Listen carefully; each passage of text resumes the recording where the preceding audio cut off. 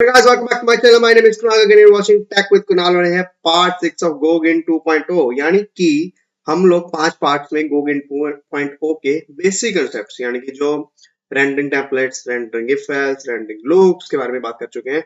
और आज जो 6th ट्यूटोरियल में बात करने वाले हैं कि जो हमने फॉर्म रेंडर करेंगे, जो आप मेरी स्क्रीन पे इस समय देख रहे हो, कैसे इसके इनपुट को हम वापस बैकएंड में बुलाएंगे, मतलब कॉल करेंगे, कैसे उस पर वैलिडेशन रन करेंगे और ऑल सब। तो ट्यूटोरियल काफी लंबा होने वाला है, बट इसको मैं पार्ट्स में स्प्लिट कर रहा हूँ आप लोगों के, ताकि आपको आसानी से डाइजेशन हो जाए, क्योंकि नया कंसेप्ट है। स्टार्टिंग में थोड़ा टाइम लगेगा, एक बार वो फ्रिक्शन से आती है सीखने में, उसके बाद आप आराम से सीख जाओगे और आप उसके बाद इसी कंसेप्ट को बिना मर्जी ड्राइव कर सकोगे। ठीक है, तो उससे पहले मैं काफी ज्यादा कोड अपना गोगिन 1.0 का यूज करने वाला हूँ, लॉगिन का, जो हमने बनाया था लॉगिन नोट्स वाले का, उसके ऊपर ही है, इसलिए एडवांस कंसेप्ट के साथ में जा रहा हूँ। तो प्लीज अगर आपने वो नहीं देखा वो देख लेना। तो आज अब इसको स्टार्ट करते हैं, ठीक है। तो ऑलरेडी मैंने एक HTML टेम्पलेट सर्व कर दिया अपने कोड से, ये register.html डाल के, ठीक है। और इसको मैंने रजिस्टर किया अपने ऑथ कंट्रोलर के अंदर।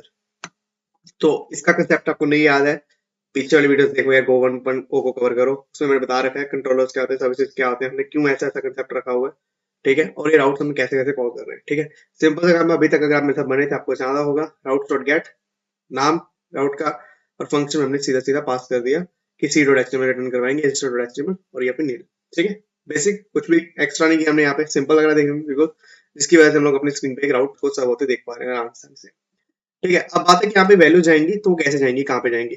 तो उसके लिए क्या करता हूँ मैं बताता हूँ। हमने एक पोस्ट राउट बना रखा था, अगर आपको याद हो, स्लैश रजिस्टर का। अब नेम सेम है दोनों राउट का, रजिस्टर और पोस्ट का, बट देखो पोस्ट है, रिक्वेस्ट और गेट है तो ऑटोमेटिकली जब हम गेट मारेंगे तो ये वाले को कॉल करेगा, जब पोस्ट करेंगे तो इस वाले को कॉल करेगा। तो निश्चिंत हो जाइए, सेम होने वाले नहीं है, ठीक है। तो ए डॉट रजिस्टर पे बात करते हैं। What is a dot register, ये रहा हमारा ऑप्शन कंट्रोलर का रजिस्टर। तो हमने यहाँ पे स्ट्रक्चर बॉडी बनाई थी, दैट टाइम हम जेसन में मांगते थे, हमने इसको एक सेपरेट बैकएंड को ट्रीट किया था इसमें, जिसमें हमने सोचा था फ्रंट एंड कॉल करेगा इसको, ठीक है। अब जबकि हम इसको कॉल करेंगे तो फ्रंट एंड से कॉल करने वाले हैं, जो front end back end serve करने वाला है, तो कहीं ना कहीं दोनों सिमिलर हो जाने वाले हैं, एक साथ एक ही जगह सर्व होने वाले हैं। तो लेट्स सी क्या फर्क होगा।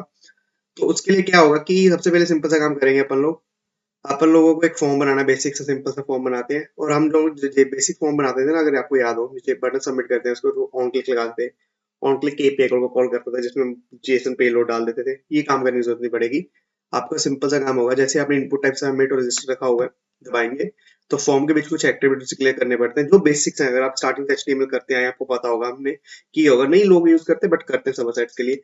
आपको बताना होगा मेथड, ये पोस्ट मेथड है बोलेगा, ठीक है। नेम बताना होगा, रजिस्टर फॉर्म बताना होगा, बता सकते हैं आप अगर आपकी इच्छा है।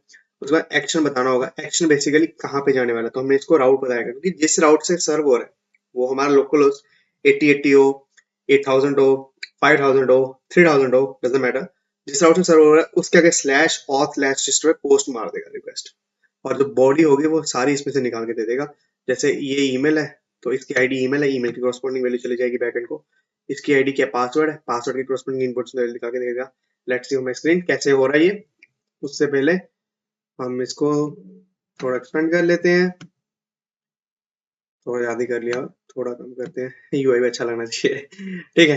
एनीवेज, तो मैं यहाँ पे जैसे लिख देता हूँ abc@best.com और यहाँ पे पासवर्ड में मैं कुछ भी डाल देता हूँ। इसको अगर मैं ये कर देता हूँ, ठीक है। तो इनवैलिड कैरेक्टर्स हमारी सबसे पहले जो बात निश्चित है कि इस पे रिक्वेस्ट गई है सक्सेसफुली, देन हमारा ईमेल एंड फॉर्म डेटा में जा रहा है। फर्क समझना, ये फॉर्म डेटा में जा रहा है, हम लोग एक्सपेक्ट कर रहे थे बैकएंड में जेसन, इसलिए एरर आ रहा है इनवैलिड कैरेक्टर वाला।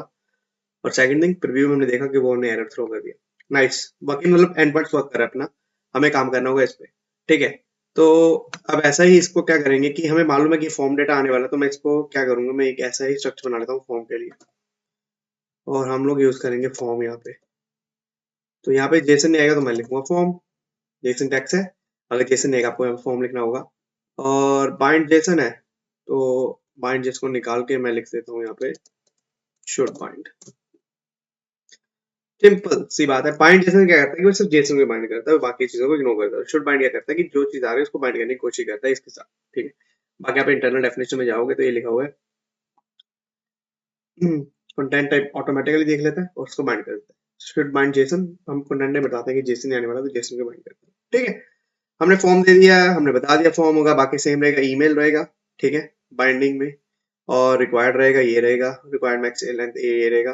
और देखो नीचे हम कुछ भी नहीं कर रहे हैं अभी तक के लिए, हम सीधा एरर रिटर्न करते थे, यूजर रिटर्न कर देते थे, चलेगा, नो इशू, कोई दिक्कत नहीं है। अभी के लिए इतना वर्क करना चाहिए। नेक्स्ट टाइम हम क्या करेंगे, प्रोग्रेसिवली हम लोग यहाँ से टेम्पलेट सर्व करेंगे, हम लोग होम पेज राउट सर्व कर देंगे, या फिर हम लोग अबाउट पेज सर्व कर देंगे, हम उसकी प्रोफाइल पेज सर्व कर देंगे। वो काफी सिंपल काम होगा, but that's not big deal. अभी के लिए ये चलते हैं, let me run the server। तब तक देखिए कि एक चीज आपको ध्यान रखना है कि जब आप पोस्ट गेट्स कर रहे हो, आपको ध्यान रखना है कि आप उसी राउट पे भेजें जिस राउट को आपने बैकएंड में डिक्लेयर कर रखा है, और उसी राउट के ऊपर कोरस्पॉन्डिंग आप वैलिडेशन लगाएं। वरना आपको दिक्कत दे सकता है अगर आप दोनों ग्रुपिंग अलग अलग कर रहे हैं, राउट फ्रंट एंड यूआई की राउटिंग की अलग ग्रुपिंग कर रहे हैं और बैकएंड राउट की अलग ग्रुपिंग कर रहे हैं। ठीक है, मेरे हिसाब से सेम रखोगे तो सेम जैसे मैंने रखा होगा बैकएंड में, तो फायदा देता है आपको डिबगिंग करते हुए। Let me run this. ठीक है, नाइस। ये हमारा चला गया है। तो प्रीव्यू में हमारे पास ईमेल आ गया, आईडी आ गया, हमने डेटाबेस में सेव किया, और पासवर्ड आ गया, हैश पासवर्ड। पासवर्ड में भेजने की जरूरत नहीं है, पासवर्ड हम क्यों भेज रहे हैं, वो हम लोग उसको डिस्ट्रक्चराइज करेंगे नेक्स्ट टाइम के लिए। बट अभी के लिए ईमेल आईडी आ चुका है, तो बढ़िया काम चल रहा है। तो this is all about sending data from front end to back end, और बैक एंड में सेव भी कराया, हम गोगिन को यूज कर रहे हैं, इसलिए इसको मैंने एडवांस बोला है। इसमें काफी कंसेप्ट एडवांस, आपको इसमें अभी लग रहा होगा कि यार सिंपल सा काम कर रहे हैं, नहीं भाई, बहुत आगे चलते रहे। वो चीजें थी, एक सर्वर बेस्ड प्लान रहना, अभी इसमें एचटीएमएल जैसे ही खत्म हो जाएगा उसके बाद हमारे पास एक और चीजें बहुत हमें कवर करने वाला हूँ। तब तक आप मेरे साथ बने रहे, तब तक bye, take care, see in the next tutorial, कैसे हम लोग डायनामिक एचटीएमएल सर्व करने वाले हैं।